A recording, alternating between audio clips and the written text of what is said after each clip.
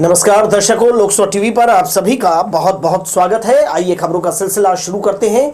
सबसे पहले नजर हेडलाइंस पर।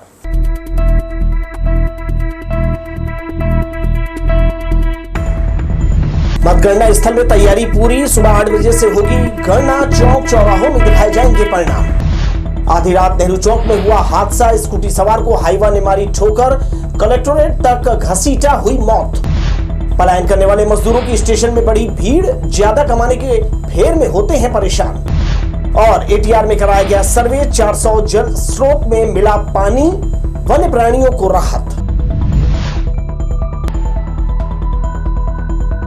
हमारे न्यूज हेडलाइंस के प्रायोजक हैं Makhija test tube baby centre Bilaspur. हम आपके परिवार को पूरा करते हैं। Makhija test tube baby centre, life begins here, Bilaspur, Chhattisgarh. आइए दर्शकों, अब खबरें देख लेते हैं विस्तार से। बिलासपुर लोकसभा चुनाव की मतगणना की तैयारियां पूरी होने पर जिला निर्वाचन अधिकारी अवनीश कुमार शरण की उपस्थिति में मॉक ड्रिल किया गया। सोमवार को कलेक्टर और पुलिस अधीक्षक ने सभी मतगणना कक्ष और परिसर में किए गए इंतजाम का अवलोकन किया। बिलासपुर लोकसभा चुनाव का नतीजा 2 जिलों में होने वाली मतगणना से आएगा। जीपीएम जिले का थोड़ा भाग कोटा विधानसभा में आता है, जिसकी गिनती बिलासपुर में होगी। यहां 6 और मुंगेली जिले की 2 विधानसभा सीट की गणना वहां की जाएगी। सबसे देरी से परिणाम बिलाह विधानसभा से आएगा। यहां सबसे ज्यादा 24 चक्रों में गिनती संपन्न की जाएगी। सबसे कम बिलासपुर सीट में 17 चक्र होंगे। 4 जून को मतगणना का दारोमदार प्रशासनिक अधिकारियों पर है।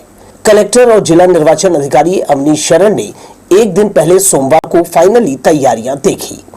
विधानसभावार नियुक्त सहायक निर्वाचन अधिकारियों ने व्यवस्था पूरी करने उन्हें जानकारी दी। सभी 6 विधानसभा के लिए अलग अलग कमरों में 14 टेबल लगाए हैं।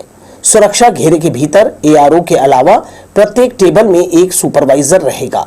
6 विधानसभा के लिए कुल 90 मतगणना सहायक और 96 माइक्रो ऑब्जर्वर की ड्यूटी लगाई है।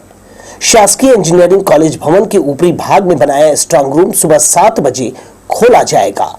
इससे पहले जिला कोषालय से डाक मतपत्र मतगणना स्थल पर लाया जाएगा। सुबह 8 बजे इनसे गिनती शुरू होगी। इसके आधे घंटे बाद 8:30 बजे से ईवीएम में बंद वोटों की गणना चक्रवार की जाएगी। कलेक्टर अवनीश शरण ने बताया मॉक ड्रिल सफल रहा। ट्रेनिंग में बताया निर्देश और जानकारी कारगर रही। गर्मी से बचाव के पुख्ता इंतजाम किए हैं। बिलासपुर लोकसभा में 37 उम्मीदवार होने से प्रत्येक बूथ में 3 वोटिंग मशीनों का उपयोग किया है। इससे परिणाम आने में समय लगेगा।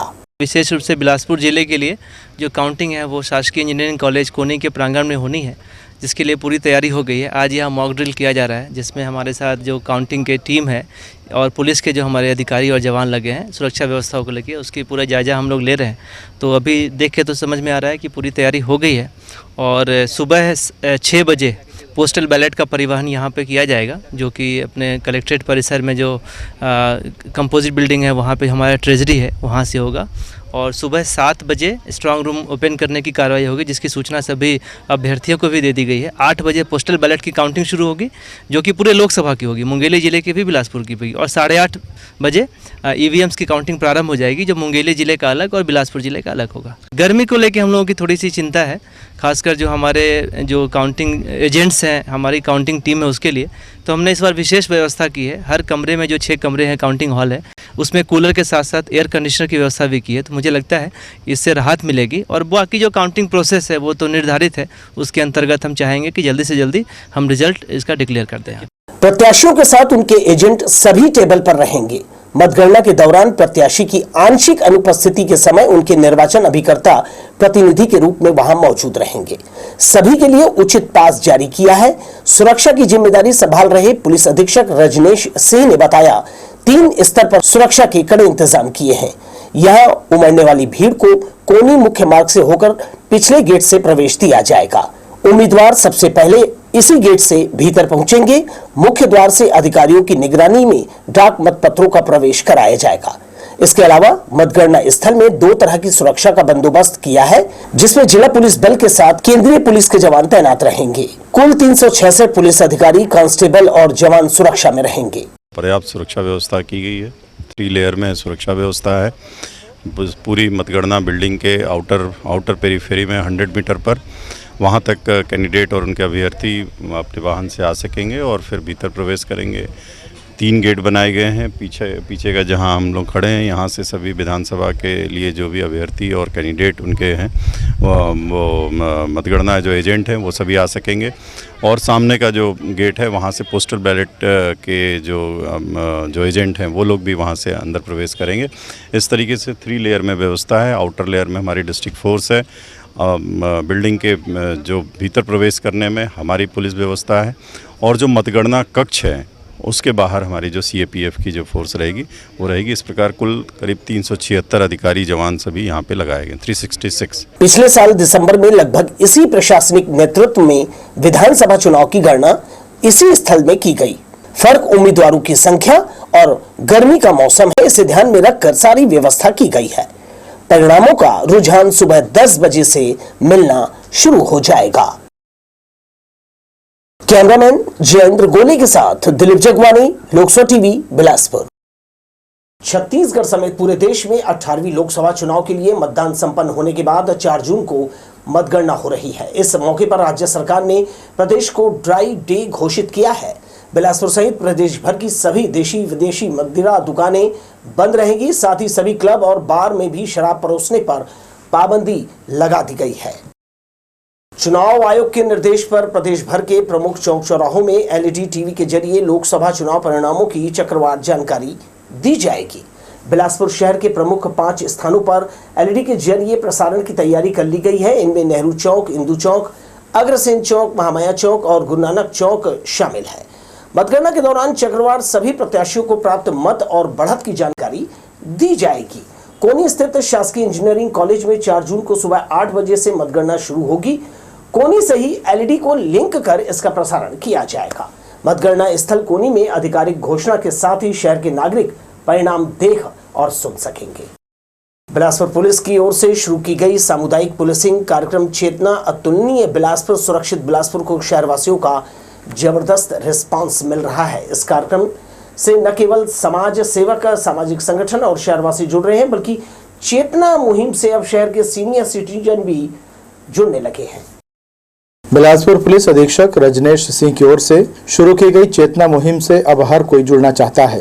यही वजह है कि बिलासपुर पुलिस की ओर से विभिन्न संगठनों के साथ मिलकर चलाए जा रहे चेतना अतुलनीय मुहिम के जरिए अब सीनियर सिटीजन भी अपने अपने सुझाव साझा करने लगे हैं। पुलिस के अधिकारी जल्द से जल्द सुझावों पर अमल करने की बात कह रहे हैं। चेतना का उद्देश्य सुरक्षित यातायात, अपराध पर नियंत्रण, बच्चों के बेहतर कल के लिए प्रयास, सामाजिक जागरूकता एवं स्वच्छ बिलासपुर, स्वस्थ बिलासपुर से है। इस पूरे मुहिम की जानकारी देते हुए ASP नीरज चंद्राकर ने बताया कि ब्रह्म कुमारीज के सदस्यों द्वारा रोजाना सुबह सुबह उद्यानों में चेतना मुहिम के जरिए सीनियर सिटीजन्स को भी जागरूक किया जा रहा है। पुलिस और ब्रह्म कुमारीज से नागरिकों ने विशेष अनुरोध किया है कि साइबर क्राइम से बचने के लिए कंपनी गार्डन में सुबह के टाइम एक वर्कशॉप रखी जाए। आज सुबह गार्डन में विभिन्न संगठन के लोगों ने, जो हमारे सीनियर सिटीजन हैं या गार्डन में जो अपनी सेहत को लेकर जो लोग आते हैं, आम नागरिक आते हैं, उन सभी के साथ में एक सार्थक चर्चा की गई। कि क्या क्या उनके सुझाव हैं जो पुलिस के पास में होने चाहिए और जिसमें एक ट्रैफिक से लेके जो भी सुधार हैं वो किया जाना चाहिए। तो आज प्रजापिता ब्रह्म कुमारी जो संस्था है उन लोगों ने आज लोगों से चर्चा की, तो काफ़ी अच्छे सुझाव उसमें आए। उन सुझावों पर पुलिस अधीक्षक महोदय ने तुरंत ही संबंधित जो शाखा है, जैसे यातायात से रिलेटेड जो भी थे, उन्होंने निर्देशित किया है और काफ़ी अप्रिशिएट उनको किया गया है कि ऐसे सुझाव जब आते रहेंगे तो हमारे रूप से इस शहर को सुरक्षित और अतुलनीय बनाने में निश्चित रूप से हमको सफलता मिलेगी। बहरहाल बिलासपुर पुलिस की ओर से शुरू किए गए चेतना मुहिम को लेकर जिस तरह से पुलिस और शहरवासियों के बीच एक अच्छा तालमेल नजर आ रहा है, इससे शहरवासियों को भरोसा हो रहा है कि चेतना के जरिए अलग अलग प्रकार के अपराधों पर नियंत्रण लगने के साथ ही सुरक्षित यातायात, बच्चों के बेहतर कल के लिए प्रयास और सामाजिक जागरूकता के साथ स्वच्छ बिलासपुर, स्वस्थ बिलासपुर मुहिम चेतना जरूर सफल साबित होगी। लोकसभा टीवी के लिए कैमरामैन राजा खान के साथ भूपेंद्र सिंह राठौर की रिपोर्ट। शहर की सड़कों में ओवरलोड गाड़ियां बेधड़क दौड़ रही है, इससे हादसे भी सामने आ रहे हैं। रविवार रात नेहरू चौक पर हाईवा चालक सतनाम सिंह कुर्रे ने लापरवाही पूर्वक वाहन चलाते हुए स्कूटी सवार एक 23 वर्षीय युवक युवराज यादव को ठोकर मार दी और भागने का प्रयास किया, मगर उसे कलेक्टर कार्यालय के सामने डायल 112 की मदद से पकड़ लिया गया। सिविल लाइन पुलिस ने आरोपी चालक को गिरफ्तार कर हाईवा जब्त किया है। वहीं मामले में धारा 304 का अपराध पंजीबद्ध कर चालक के खिलाफ कार्यवाही की गई है। नेहरू चौक में एक हाईवा के द्वारा एक प्लेजर चालक के ऊपर गाड़ी से एक्सीडेंट कर दिया, जिससे कि बड़ी गंभीर दुर्घटना हुई थी, जिसे हॉस्पिटल सिम्स ले जाने पर डॉक्टर साहब द्वारा उसे मृत घोषित किया गया है और जो हाईवा चालक था उसको गिरफ्तार कर लिया गया है और थाना सिविल लाइन में FIR कर वैधानिक कार्रवाई की जा रही है। सोमवार सुबह चालक को अचानक झपकी आने से ट्रक डिवाइडर पर जा चढ़ा। घटना तड़के सुबह होने से एक बड़ा हादसा टल गया। बताया जा रहा है कि शिवम कैरियर्स कंपनी का ट्रक मध्य प्रदेश के कालरी कोयला खदान से 33 टन कोयला लेकर चांपा के तिरुपति कोल फैक्ट्री जा रहा था। ट्रक मोपका चौक पहुंचा था कि चालक को झपकी आई और इस दौरान ट्रक जो है अनियंत्रित होकर बिजली के पोल से टकरा गया और डिवाइडर पर चढ़ गया। हादसे के बाद यहां जाम की स्थिति बन गई। इसके बाद 2 क्रेन की सहायता से ट्रक को सड़क किनारे लाया गया। राज्य शासन सड़क में मौत का आंकड़ा 2030 तक 0 पर लाना चाहता है, इसलिए यातायात विभाग द्वारा लोगों को लगातार जागरूक किया जा रहा है। इसके बाद भी लोगों में जागरूकता का अभाव है। ऐसी स्थिति में यातायात विभाग RTO को एक प्रस्ताव जारी कर नियम तोड़ने वाले वाहन चालकों के ड्राइविंग लाइसेंस को निलंबित करने का आग्रह किया। इसके परिपालन में RTO ने बीते 4 महीने के भीतर 463 वाहन चालकों के लाइसेंस निलंबित किए हैं। यातायात नियमों से जागरूक कर व्यवस्था में सुधार लाने यातायात विभाग द्वारा अलग अलग तरह के प्रयास किए जा रहे हैं। चालान जुर्माना के बाद भी लोग नियम तोड़ने से बाज नहीं आ रहे हैं। ऐसे में परिवहन विभाग ने यातायात विभाग के प्रस्ताव पर सख्त कार्रवाई शुरू कर दी है।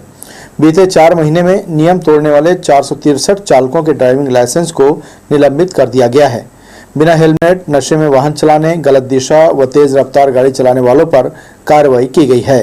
कार्रवाई में जिनके लाइसेंस निलंबित किए गए हैं वे अधिकतर युवा हैं। निलंबन की कार्रवाई अधिकतम 1 माह तक के लिए की जा रही है, जिसमें निलंबन की अवधि तक वाहन चालक का लाइसेंस वैध नहीं रहेगा। लोकसभा टीवी के लिए कैमरामैन जय साहू के साथ प्रांशु क्षत्रिय की रिपोर्ट। इस तपती गर्मी में लोग घरों से निकलने से परहेज कर रहे हैं। सिर्फ आवश्यक काम के लिए ही घर या दफ्तर से बाहर निकल रहे हैं। दूसरी तरफ ट्रैफिक पुलिस के जवान अपनी ड्यूटी पर सजग दिखाई दे रहे हैं। कड़ी धूप में खुले आसमान के नीचे व्यवस्था संभाले हुए हैं। चिलचिलाती धूप और गर्म हवा के थपेड़ों से ट्रैफिक के महिला पुरुष जवानों को उच्च अधिकारियों ने थोड़ी राहत दी है। पूरे देश में गर्मी का सितम जारी है। खतरनाक लू के थपेड़े चल रहे हैं। जिले शहर में भी गर्मी के हालात काफ़ी डरावने हैं।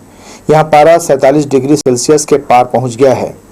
मौसम विभाग की तरफ से छत्तीसगढ़ में दिन के अलावा रात में भी हीट वेव चलने की चेतावनी जारी की गई है। लोगों को दोपहर के समय घर में ही रहने की हिदायत दी गई है। बहुत ज़रूरी न होने पर घर से बाहर नहीं निकलने के लिए कहा गया है। इन सब के बीच शहर में ऐसे भी कर्मवीर हैं जो भरी दोपहरी में चिलचिलाती धूप के बीच अपनी ड्यूटी निभा रहे हैं, जिन्हें ट्रैफिक पुलिस का जवान कहा जाता है।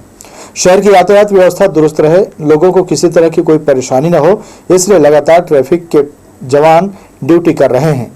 इस चमड़ी जला देने वाली गर्मी के बीच बिलासपुर में ट्रैफिक पुलिस के जवान अपने कर्तव्य को पूरा करते नजर आ रहे हैं। तेज धूप और गर्मी को देखते हुए यातायात के अतिरिक्त पुलिस अधीक्षक नीरज चंद्राकर ने सप्ताह भर से सुबह 8 से 11 बजे तक जवानों को ड्यूटी करने कहा गया है। ट्रैफिक जवान क्योंकि शहर के ट्रैफिक व्यवस्था को दुरुस्त करना है, उनकी लगातार ड्यूटी लगती है। हालांकि उनकी ड्यूटी 3 शिफ्ट में लगती है। जो पहला शिफ्ट होता है सुबह 8 बजे से लेकर 1 बजे तक, दूसरा शिफ्ट 1 बजे से 5 बजे तक और तीसरा शिफ्ट 5 बजे से लेकर रात में 10 बजे तक। तो अलग अलग शिफ्ट में आते हैं। इनके साथ ही उनको पर्याप्त हिदायत दी गई है कि वो अपने साथ में ठंडा पानी लेकर आएँ या ऐसी चीज़ें, नींबू पानी है, साथ में प्याज लेकर चले, जो एक सामान्य जो देसी बोल सकते हैं एक तरीका होता है जिससे लू से बचा जा सके। इस प्रकार से उनको हिदायत दी गई है, उसका खान पान का ध्यान रखें। कड़े धूप और गर्मी में ड्यूटी करने वाले जवानों के लिए सामाजिक संगठनों के द्वारा भी एक खास तरह का किट मुहैया कराया गया है। उसकी मदद से पुलिसकर्मी भीषण गर्मी में अपना ख्याल रख सकते हैं। सामाजिक संस्थाएं आ रही हैं और अभी जैसे एक संस्था आई थी, उन्होंने उनको गमछा और काला चश्मा भेंट किया। तो जो भी लोग हैं या पुलिस से भी जो हमारे जवान जो भी एक रिक्वायरमेंट बताते हैं, जो भी उनको आवश्यकता लगती है, उसको हम लोग उपलब्ध कराते हैं। और साथ में क्योंकि चौक चौराहे पर ऐसी स्थिति नहीं कि उनके अलग कोई सेटअप बनाया जाए, जहाँ पर उनको व्यवस्था दी जाए इस प्रकार, क्योंकि ट्रैफिक में हमेशा घूम कर भी काम करना पड़ता है, लेकिन वहाँ पर जो भी पर्याप्त व्यवस्थाएं जो बनी हुई है उसका उपयोग कर रहे हैं और वो धूप से बचने की पूरी कोशिश कर रहे हैं। राज्य शासन के निर्देश के बाद अब आम लोगों के साथ ही ट्रैफिक जवानों को भी राहत मिल रही है। अलग अलग 3 शिफ्ट में जवानों की ड्यूटी लगाई जा रही है। वहीं शाम 5 बजे से रात तक जवान चौक चौराहे पर तैनात होकर मोर्चा संभाल रहे हैं। लोकसभा टीवी के लिए कैमरामैन राजा खान के साथ भूपेंद्र सिंह राठौर की रिपोर्ट। छत्तीसगढ़ में मजदूरों का पलायन कोई नई बात नहीं है। चाहे फैक्ट्री की हो या फिर ईंट भट्ठों में मजदूरी करने की, हर साल मजदूरों का पलायन जारी रहता है। बिलासपुर संभाग की बात करें तो यहाँ से अधिकांश मजदूर दूसरे प्रदेशों के ईंट भट्ठों पर काम करने जाते हैं। ये नजारा बिलासपुर रेलवे स्टेशन का है। सैकड़ों की संख्या में मजदूर देश के अलग अलग राज्यों में पलायन करते देखे जा सकते हैं। ये मजदूर उत्तर प्रदेश, दिल्ली, जम्मू कश्मीर, आंध्र प्रदेश, तमिलनाडु, तेलंगाना और गुजरात में रोजी रोजगार की तलाश में जाते हैं। मजदूरों का इस मामले में कहना है कि छत्तीसगढ़ में उन्हें बहुत कम रोजी मिलती है। वे यहाँ पूरा दिन काम करते हैं तो उन्हें मात्र 250 से 300 रुपए और अधिकतम 400 रुपए मिलते हैं, जबकि अन्य प्रदेशों में उन्हें सारे दिन की मजदूरी 5 से 700 रुपए मिलती है। प्रदेश के साथ बिलासपुर जिले की अगर बात करें तो सरकारी आंकड़ों में पलायन करने वालों की संख्या बहुत कम है। इसका कारण है कि शासकीय विभाग यानी श्रम विभाग पलायन करने वाले ऐसे मजदूरों का लेखा जोखा नहीं रखता, जो गैर लाइसेंसी ठेकेदारों के सहयोग से अन्य प्रदेशों में काम करने पलायन कर जाते हैं। पलायन की अगर बात करें तो राज्य सरकार सहित श्रम विभाग को भी जानकारी है कि मजदूर बड़ी संख्या में रोजी की तलाश में अन्य प्रदेशों का रुख करते हैं, जबकि सरकार इसे मजदूरों की पलायन करने की प्रवृत्ति मानती है। सोमवार को बिलासपुर स्टेशन में पलायन करते मजदूरों की बड़ी संख्या देखी गई। लोकसभा टीवी के लिए कैमरामैन राजा खान के साथ भूपेंद्र राठौर की रिपोर्ट। ट्रेनों की लेट लतीफी अब घंटे में नहीं दिन में पहुंच गई है। उधना गुजरात से पुरी तक चलाई जाने वाली समर स्पेशल ट्रेन का हाल भी यही है। ये ट्रेन 2 जून की दोपहर तक बिलासपुर नहीं पहुंची। इसके अलावा उत्कल आजाद हिंद एक्सप्रेस, मेल जैसी प्रमुख और लंबी दूरी तय करने वाली जो है ट्रेनें जो हैं उनका परिचालन भी कुछ ऐसा ही बना हुआ है। वैसे तो ट्रेनों की लेट लतीफी की समस्या से यात्री साल भर से जूझ रहे हैं, लेकिन अभी यह समस्या कुछ अधिक बढ़ गई है। यात्री आस लगाए बैठे हैं कि परिचालन की स्थिति अब सुधर जाएगी, लेकिन ऐसा हो नहीं रहा। लेट लतीफी धीरे धीरे बढ़ती ही जा रही है। गर्मी के कारण इसकी वजह से ज़्यादा दिक्कतें हो रही हैं। कुछ समय तक ट्रेनें घंटों से विलंब में चलती थी, लेकिन अब लेट लतीफी का समय दिन में बदल गया है। सबसे बदतर हालात समर स्पेशल ट्रेनों का है, जिन्हें रेलवे इसलिए चला रही है ताकि नियमित चलने वाली ट्रेनों में प्रतीक्षा सूची न रहे। हालांकि स्थिति विपरीत है। ट्रेनों के परिचालन को देखते हुए यात्री गंतव्य तक पहुंचने के लिए नियमित ट्रेनों में ही रिजर्वेशन अधिक करा रहे हैं। समर स्पेशल ट्रेनों में एक उधना पुरी एक्सप्रेस की हालत ये है कि ट्रेन दूसरे दिन तक बिलासपुर नहीं पहुंची, जबकि उसे 1 जून को बिलासपुर पहुंच जाना था। रेल प्रशासन भी संतोषप्रद जवाब नहीं दे पा रहा है। इसी तरह सुबह 9 बजे की उत्कल एक्सप्रेस 6 घंटे, आज़ाद हिंद एक्सप्रेस 5 घंटे, शालीमार उदयपुर एक्सप्रेस 6 घंटे, मुंबई हावड़ा मेल 3.5 घंटे, हावड़ा पुणे आज़ाद हिंद एक्सप्रेस 22 घंटे, अहमदाबाद एक्सप्रेस, छत्तीसगढ़ एक्सप्रेस और शिवनाथ एक्सप्रेस ट्रेन 1-1 घंटे देरी से पहुंची। इन सभी ट्रेन के यात्रियों को भीषण गर्मी के बीच स्टेशन में इंतजार करना पड़ा, जिसके चलते उन्हें खासी परेशानी हुई। लोकसभा टीवी के लिए कैमरामैन राजा खान के साथ भूपेंद्र सिंह राठौर की रिपोर्ट। गर्मी की वजह से जोनल स्टेशन में अव्यवस्था होने लगी है। हर यात्री एसी प्रतीक्षालय में बैठकर ट्रेन का इंतजार करना चाहता है। यही कारण है कि प्रतीक्षालय में जगह कम पड़ने लगी है। चेयर के अलावा यात्री जमीन पर भी आराम करते दिखाई देते हैं। गर्मी से अभी राहत नहीं है। धूप इतनी तेज है कि सुबह 10 बजे के बाद शहर की सड़कों पर सन्नाटा पसर जाता है। केवल वही लोग घर से बाहर निकलते हैं जिन्हें जरूरी काम होता है। इनमें यात्री भी शामिल हैं, जिन्होंने 1.5 से 2 महीने पहले रिजर्वेशन कराया है। यात्रा करना उनकी मजबूरी है। गर्मी को ध्यान में रखते हुए यात्री ट्रेन के एसी कोच में रिजर्वेशन करा रहे हैं। ट्रेन की इस श्रेणी में यात्रा करने के लिए रेलवे स्टेशन में एसी यात्री प्रतीक्षालय की सुविधा रहती है। जोनल स्टेशन के प्लेटफॉर्म में एक यह व्यवस्था है जहां भीतर काफी ठंडा रहता है। यात्रियों की क्षमता के अनुसार चेयर लगाए गए हैं, लेकिन जोनल स्टेशन के यात्री प्रतीक्षालय का नज़ारा कुछ अलग ही है। यहाँ सभी श्रेणी के यात्री घुस जाते हैं। इसके चलते भीड़ बढ़ती है और गर्मी भी लगने लगती है। स्थिति यहाँ तक हो जा रही है कि यात्रियों के बैठने के लिए जगह तक नहीं मिलती। जमीन पर चादर बिछाकर या बिना चादर आराम करते लोग नजर आते हैं। एसी यात्री प्रतीक्षालय में बैठने की इतनी होड़ मची है कि परेशानी होने लगी है। यात्रियों के बीच छुटपुट विवाद भी होने लगा है। इसके बाद भी रेल प्रशासन की ओर से एक स्टाफ यहां नहीं बैठाया गया जो टिकट जांच कर उन्हें भीतर जाने की अनुमति दे सके।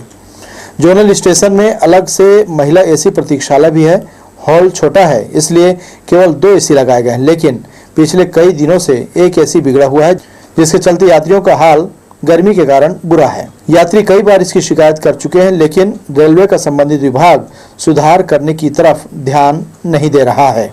लोकसभा टीवी के लिए कैमरामैन राजा खान के साथ भूपेंद्र सिंह राठौर की रिपोर्ट। शहर से गुजरने वाली अरपा नदी पर बनाए दोनों बैराज ग्रे रंग में रंगे जा रहे हैं। इन दिनों स्प्रे मशीन से पेंटिंग की जा रही है। गेट और बैराज दोनों एक रंग में नजर आएंगे। इस पर बनाई सड़क के दोनों तरफ वॉल का कलर फिलहाल तय नहीं किया है। अभी सड़क में मलबा और निर्माण सामग्री फैली हुई है। इसे हटाने से पहले बैराज का रंग रोगन किया जा रहा है, जिससे सफाई करने से धूल के गुबार से पेंट का रंग धूमिल पड़ सकता है। दोनों बैराज तक पहुंचने सड़क निर्माण नहीं किया गया है। बरसात में यहां कीचड़ हो जाएगा, जिससे लोग सड़क का उपयोग नहीं कर सकेंगे। कच्ची सड़क से दुर्घटना का खतरा रहेगा। ज्यादा अच्छा होगा चलने लायक सड़क बनाई जाए और पुल पर बना मार्ग व्यवस्थित कर दिया जाए। आगे बढ़ने से पहले दर्शकों आइए एक नजर फिर से हेडलाइंस पर।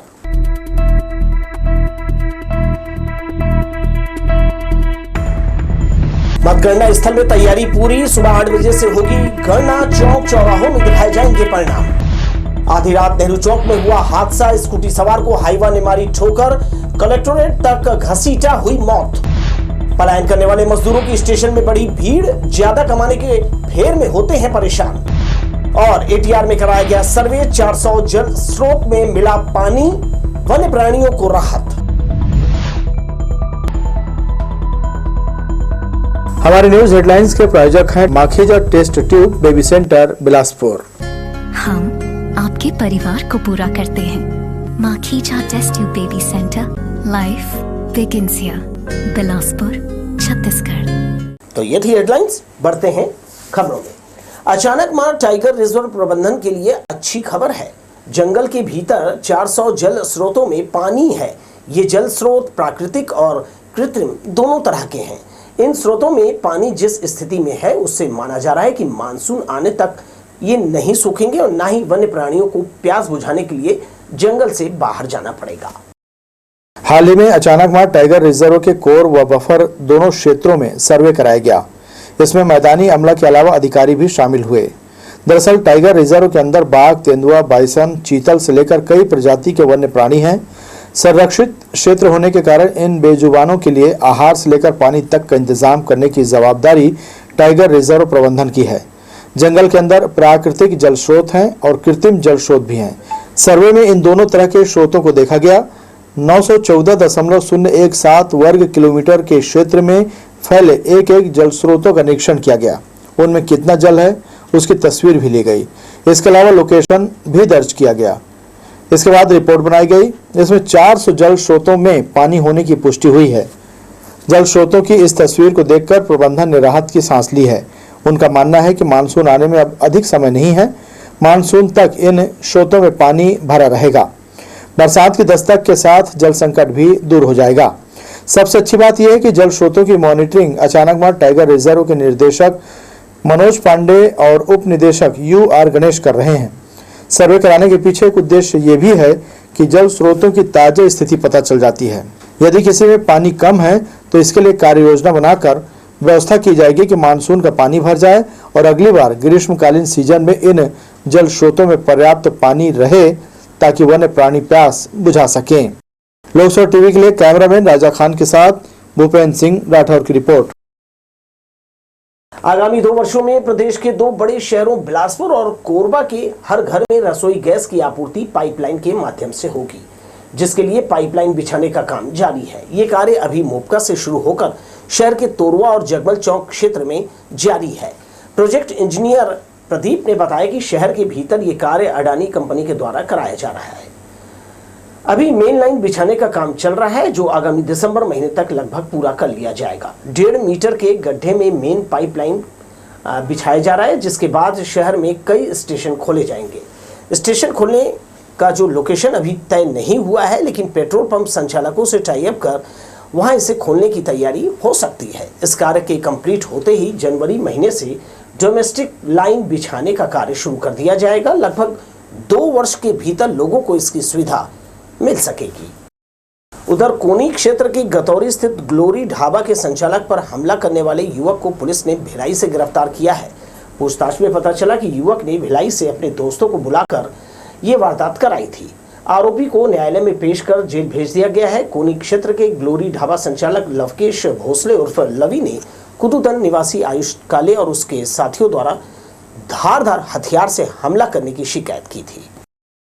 भीषण गर्मी में पानी की किल्लत के बीच पीने के लिए साफ पानी नहीं मिलने से लोगों की परेशानी बढ़ गई है। तालापारा के कई इलाकों में गंदा और दूषित पानी मिलने की शिकायत की गई है। बताया जा रहा है कि कई स्थानों पर निगम की पाइपलाइन में लीकेज है। नालियों से गुजरी पाइपलाइन के कारण घरों में गंदा पानी पहुंच रहा है। इस पर नाराजगी जताते हुए सोमवार सुबह मोहल्लेवासी गंदा पानी बोतल में भरकर कलेक्ट्रेट पहुंचे। उन्होंने बताया कि तालापारा में जो पानी सप्लाई हो रहा है वो इतना गंदा और बदबूदार है कि इसका उपयोग नहीं किया जा सकता। तालापारा तैयबा चौक से पहले ब्रह्मा कुमारी आश्रम के बगल वाले गली में पाइप नालियों से होकर और इसमें डूबा हुआ है, जिसके चलते लोग बीमार पड़ने लगे हैं। मोहल्ले वासियों ने बताया कि पार्षद से लेकर निगम के अफसरों तक शिकायत की गई, लेकिन समस्या का निराकरण नहीं हो सका है। पिछले 1-2 साल से नाली का गंदा पानी आ रहा है, जिसके लिए हमने पत्र व्यवहार किया और मौखिक सैकड़ों मरतबा बता चुके हैं। लोगों ने देखा भी आकर, परंतु उसका निराकरण नहीं हुआ। विगत माह में फिर वैसी गंदा पानी आने लगा, तो हमने जाकर नगर निगम कार्यालय में और पंप हाउस में जाकर कंप्लेंट किया। गंदा पानी ले जाकर दिखाया, वो लोग आकर भी देखे, पर केवल ठोसे आश्वासन देकर गए हैं। एनटीपीसी सीपत की ठेका कंपनी में मजदूरी करने वाले युवक का शव रविवार दोपहर उसके कमरे में मिला। सीपत पुलिस ने एक नज़र में ज़्यादा शराब पीने से मौत का जो है कारण माना है। बताया जा रहा है कि जांजगीर चांपा जिले के अकलतरा थाना क्षेत्र के ग्राम रेमन का निवासी 25 वर्षीय विवेक कुमार पटेल मटेरियल गेट सीपत स्थित मनीष साहू के मकान में किराए पर रहकर एनटीपीसी सीपत के ठेका कंपनी दिनेश कंस्ट्रक्शन में मजदूरी का काम करता था। रोजाना की तरह 29 मई की शाम एनटीपीसी से काम कर वो घर लौटा था। रविवार दोपहर कमरे से बदबू आई तो पड़ोसियों ने कमरा खोलकर देखा, जहां वो मृत अवस्था में पाया गया। ग्रामीणों ने मामले की सूचना सीपत पुलिस को और उनके परिजनों को दी। पुलिस ने मर्ग कायम कर जांच शुरू कर दी है। सिविल लाइन थाना अंतर्गत मंगला चौक के पास रहने वाले 66 वर्षीय बाबा दास सूर्यवंशी की मौत हो गई। पुलिस के अनुसार मृतक अपने परिवार से अलग रहता था। घर के भीतर से दुर्गंध आने पर आसपास के लोगों ने इसकी सूचना पुलिस को दी। बताया जा रहा है कि तबीयत खराब होने के कारण वृद्ध जो है उसकी मौत हुई है। शव करीब 3 दिन पुराना होने के कारण सड़ चुका था। मामले में पुलिस ने मर्ग कायम कर लिया है। घटना की जानकारी परिजनों को दे दी गई है। ससुराल से भागकर प्रेमी के पास पहुंची एक नवविवाहिता दुष्कर्म का शिकार हुई।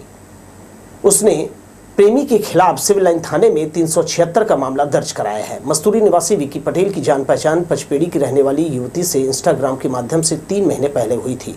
इसी दौरान युवती की किसी दूसरे से शादी हो जाती है। विवाह के 1 महीने बाद पति से विवाद होने के कारण युवती अपने प्रेमी के संपर्क में आती है। फिर बीते 27 मई को पति पत्नी में झगड़ा हुआ, जिसके बाद पत्नी पति को छोड़कर प्रेमी के पास आ जाती है और इसके बाद यहां उसका दुष्कर्म होता है। शहर के जराबाटा स्थित होटल अरफा में रुकने के दौरान ये दुष्कर्म की घटना हुई। पुलिस के अनुसार प्रेमी के खिलाफ 376 का अपराध दर्ज कर लिया है। आगे जांच जारी है। कवर्धा द्वारा 0 में एक FIR 376 की FIR कर जिला बिलासपुर भेजी गई थी, जो श्रीमान पुलिस अधीक्षक महोदय द्वारा थाना सिविल लाइन को नंबरी अपराध हेतु प्रेषित की गई थी। इस संबंध में थाना सिविल लाइन में 376 का अपराध दर्ज कर वैधानिक कार्रवाई की जा रही थी। इसी दौरान मुखबिर से सूचना मिली कि आरोपी अपने घर पचपेड़ी कोनी में छुपा हुआ है, जिसे घेराबंदी कर पकड़ा गया है, गिरफ्तार कर लिया गया है। ऊंचे ऊंचे होर्डिंग पर लगे ये फ्लैग्स तेज हवा में उड़ रहे हैं। बारिश का मौसम शुरू हो गया है। इस बदलाव से बारिश के साथ तेज हवाएं चलेंगी। आंधी चलने से सड़क पर मौजूद लोगों के सिर पर मंडराता खतरा ज्यादा घातक हो सकता है। पिछले दिनों मुंबई में हुए होर्डिंग दुर्घटना से सबक लेकर नगर निगम नींद से जागा था। उसलापुर में एक बिल्डिंग में लगे अवैध होर्डिंग के खिलाफ कार्यवाही कर निगम के अधिकारी फिर सो गए हैं। अक्सर सड़क चलते हुए हम ऊंचे ऊंचे होर्डिंग्स पर फिल्मी सितारों और सेलिब्रिटीज को देखते हैं कि वो किस तरह से किसी ब्रांड और कंपनी का विज्ञापन करते हैं। इसके लिए विज्ञापन कंपनियां लाखों रुपए वसूल करती हैं। निगम को टैक्स मिलता है, किराया मिलता है, लेकिन यही होर्डिंग्स जब जानलेवा बनकर लोगों पर गिरते हैं तो उनकी जान चली जाती है और इसके लिए क्षतिपूर्ति के रूप में मामूली सा मुआवजा दे दिया जाता है। इस दौरान इस पूरी प्रक्रिया में निगम के अधिकारी, सेफ्टी की जिम्मेदारी संभालने वाले लोग बेपरवाह रहते हैं, जिससे ये हादसे होते हैं। समय समय पर इन बड़े बड़े लोहे के एंगल्स की जांच की जानी चाहिए। ऐसा नहीं होता है, तो आप भी सतर्क रहिए और ऐसी कोई शिकायत होती है तो आप जरूर बताएं। इसके साथ ही मुझे दीजिए विदा और आप देखते रहिए लोक 100 टीवी। नमस्कार।